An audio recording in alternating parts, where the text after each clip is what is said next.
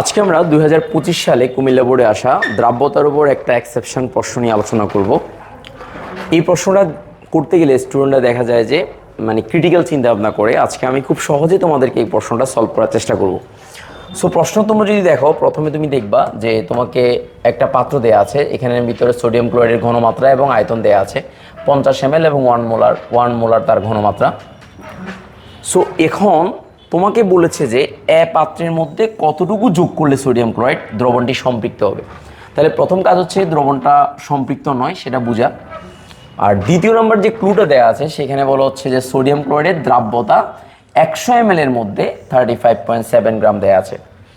তাহলে প্রথম এবং প্রধান কাজ হচ্ছে যে আমাদের কি বলতো, যে এটার মধ্যে কতটুকু আমার আছে থাকা উচিত আর এটা কতটুকু আছে, এই দুইটা জিনিসটা বোঝাটা হচ্ছে মেইন। তারপর হচ্ছে কতটুকু থাকা উচিত, এখান থেকে কতটুকু আছে সেটা বিয়োগ দিলে কতটুকু যোগ করতে হবে সেটা বের হয়ে যাবে সহজ করে। তো প্রথমে আমরা যেটা করব যে আসলে দ্রাব্যতাটা এবং ঘনমাত্রা এই দুইটার মধ্যে একটু হালকা পার্থক্য, এটা একটু বলে নিই, তারপর আমি পরে আলোচনা করছি। মনে রাখবা, সম্পৃক্ত দ্রবণের ঘনমাত্রাই হলো দ্রাব্যতা, আর ঘনমাত্রাটা সম্পৃক্ত হতেও পারে নাও হতে পারে। যেমন এখানে যে ঘনমাত্রা দেওয়া আছে এটা তো অসম্পৃক্ত দ্রবণ, প্রশ্নে বলা আছে অসম্পৃক্ত, বাট এটা দ্রাব্যতা দেওয়া আছে, তার মানে 100 ml এর মধ্যে এত গ্রাম আছে, তার মানে এর চেয়ে বেশি আর দ্রব্য যোগ করা যাবে না। তো আমার কাজ হচ্ছে 100 ml এর জন্য এত গ্রাম দেওয়া আছে, 50 ml এর জন্য কত বের করা সেটা আমি প্রথমে বের করব। তাহলে প্রথম ক্ষেত্রে আমি যে কাজটা করব যে 100 ml দ্রবণে সোডিয়াম ক্লোরাইড আছে কতটুকু থাকা উচিত, আছে হচ্ছে 17 দশমিক কত বলতো 35.7 গ্রাম। তো সুতরাং 50 ml আমার কতটুকু সেটা বের করতে হবে। 50 ml দ্রবণে তাহলে সোডিয়াম ক্লোরাইড আছে তার 35.7 ডিভাইড বাই নিচে 100 ইন্টু 50। তো ক্যালকুলেশন যদি করো তাহলে সেক্ষেত্রে হচ্ছে 17.85 গ্রাম। তার মানে এতটুকু আমার থাকা উচিত। এতটুকু আমার কি উচিত বলো তো, থাকা উচিত। এতটুকু পয়েন্ট আমার থাকা দরকার। এখন আমি বের করব যে কতটুকু আছে সেটা বের করবো। তো সেটা বের করতে গেলে আমার যেটা দরকার হবে, তোমরা নিশ্চয়ই জানো যে কি দরকার হবে, যে আমরা সবাই জানি সি ইজ ইকুয়াল টু বা এস, অনেক স্ট্রেংথ। দেখো সি মানে কনসেন্ট্রেশন, এস মানে হচ্ছে স্ট্রেংথ। সো দুইটাই মানেই হচ্ছে যে ঘনমাত্রা বোঝাচ্ছে।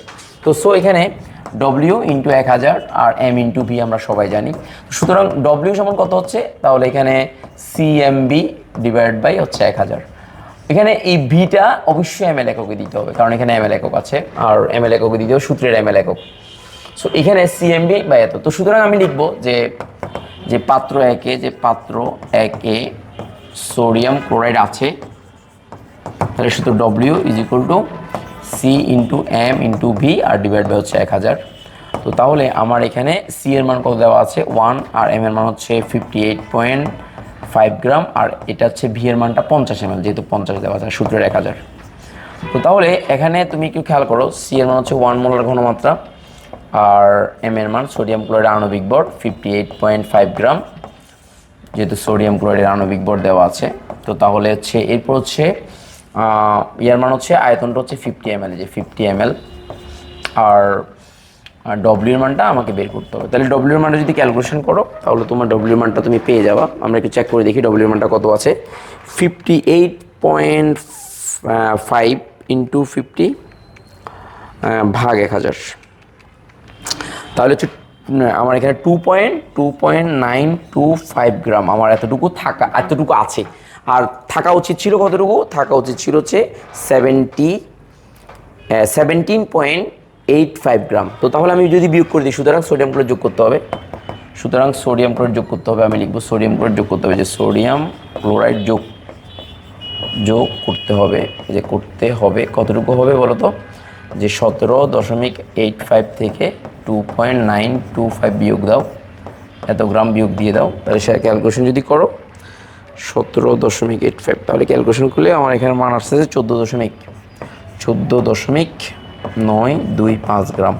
সো আনসার হবে আমার এটা যে 14.925 গ্রাম। তার মানে এতটুকু যদি আমি দ্রব্য যোগ করে দিই বা সোডিয়াম ক্লোরাইড যোগ করি, দ্রবণটি সম্পৃক্ত হবে। আশা করি বুঝতে পেরেছ। ধন্যবাদ সবাইকে। আসসালামু আলাইকুম।